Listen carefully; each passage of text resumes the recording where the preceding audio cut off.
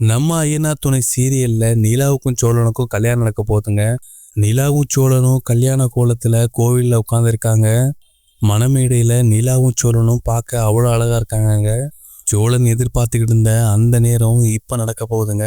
என்னதான் நிலா கூடவே இருந்தாலும் நிலாவோட அப்பா ஏதாவது பண்ணி கல்யாணத்தை நிப்பாட்டிடுவாரோன்னு சோழனுக்கு பயமாவே இருக்குங்க. சோழன் நிலா கல்யாணம் எப்படி நடக்க போகுதுங்கிறது தான் இந்த வீடியோல பார்க்க போறோம். இந்த வீடியோவை முழுசா பாருங்க. அதுக்கு முன்னால இந்த சேனலை சப்ஸ்கிரைப் பண்ணாதவங்க சப்ஸ்கிரைப் பண்ணிக்கோங்க. மணமேடையில உட்கார்ந்துருக்க சோழனுக்கு எங்க நிலாவோட அப்பா கல்யாணத்தை நிப்பாட்டிடுவாரோன்னு பயமாவே இருக்குங்க. சோழன் பதட்டமா இருக்க முகத்தை பார்த்து, நிலா என்னாச்சு, ஏன் இவ்வளவு பதட்டமா இருக்கீங்க, அதெல்லாம் எதுவும் தப்பா நடக்காது, நான் இருக்கேன் அப்படின்னு சொல்லி நிலா சோழனோட கையை பிடிச்சுக்கிறாங்க. அந்த சீரே செம்மையா இருக்குங்க. சோழன் நிலாவே சொல்றப்ப நம்ம எதுவும் கவலைப்படாம இருப்போம்னு மனசு ஆறுதல் அடைகிறாருங்க. சோழன் நிலா ரெண்டு பேரும் ஒன்று சேர்ந்து இப்போ கல்யாண மேடையில் ஒன்றா இருக்கிறத பார்த்து சோழனோட ஃபேமிலி எல்லாருமே ரொம்ப சந்தோஷப்படுறாங்க. ஆனால் நிலாவோட ஃபேமிலியில் அப்படி இல்லைங்க. நிலாவோட அண்ணியை தவிர மற்ற எல்லாருமே இந்த கல்யாணத்து மேலே விருப்பமே இல்லாமல் இருக்காங்க. நிலாவோட அப்பா மனோகர் மணமேடையில் உட்காந்துருக்க சோழனை முறைச்சு பார்த்துக்கிட்டே இருக்காரு.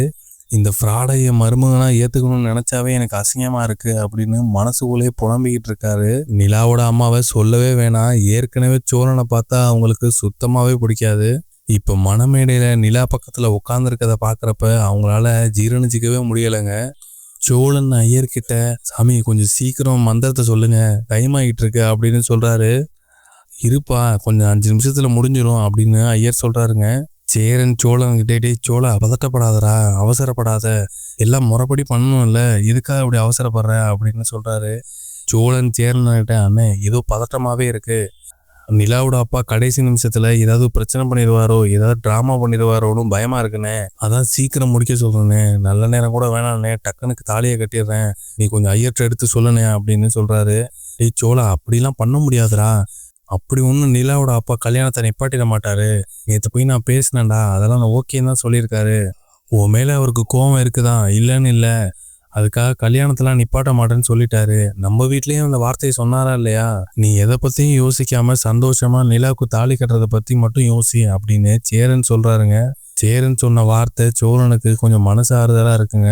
சோழன் நிலா மணமேடையில உட்காந்துருக்கத பார்த்து வானதி பாண்டியன் கிட்ட, பாண்டி நம்ம சீக்கிரமே கல்யாணம் பண்ணிக்கலாமா அப்படின்னு கேட்குறாங்க. அதுக்கு பாண்டியன், இப்பெல்லாம் வேணாம் வானதி, அதான் உனக்கே தெரியும்ல, சேரனுக்கு கல்யாணம் ஆகாம நான் அப்போ கல்யாணம் பண்ணிக்க முடியாது, இப்போதைக்கு நம்ம கல்யாணத்தை பற்றிலாம் எதுவும் யோசிக்காத அப்படின்னு வானதி கிட்ட சொல்றாரு. தெரியும் பாண்டி, நீ இதுதான் சொல்லுவானே, சும்மா ஒரு பேச்சுக்காவது பண்ணிக்கலான்னு சொல்லுவியான்னு பார்த்தா சீரியஸா பேசிக்கிட்டு இருக்க அப்படின்னு சொல்றாங்க.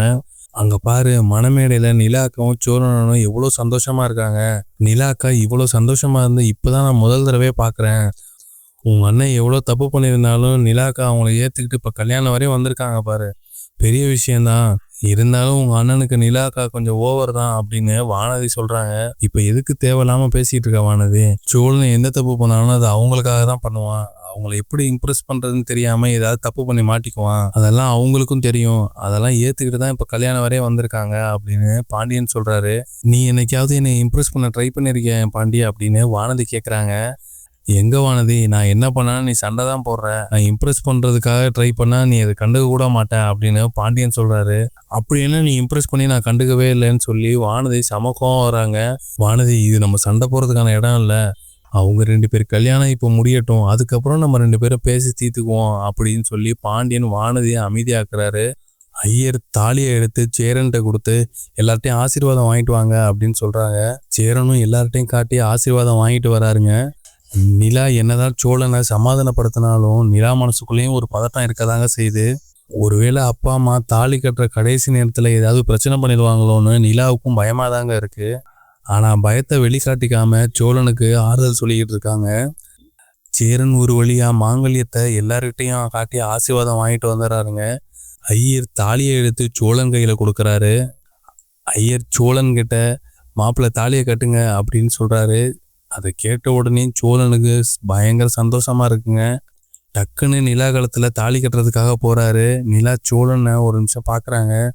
சோழன், பதட்டப்படாம பொறுமையா நிதானமா தாலி கட்டுங்க, நம்ம கல்யாணத்தை யாராலையும் தடுத்துட முடியாது, அதனால பதட்டப்படாம நிதானமா தாலி கட்டுங்க அப்படின்னு சோழனுக்கு நிலா அறிவுரை சொல்றாங்க. நிலா சொன்ன பிறகு சோழன் கொஞ்ச நேரத்துல அமைதியாயிராருங்க. சோழன் பொறுமையா தாலியை எடுத்து நிலா கழுத்துல மாட்டுறாருங்க.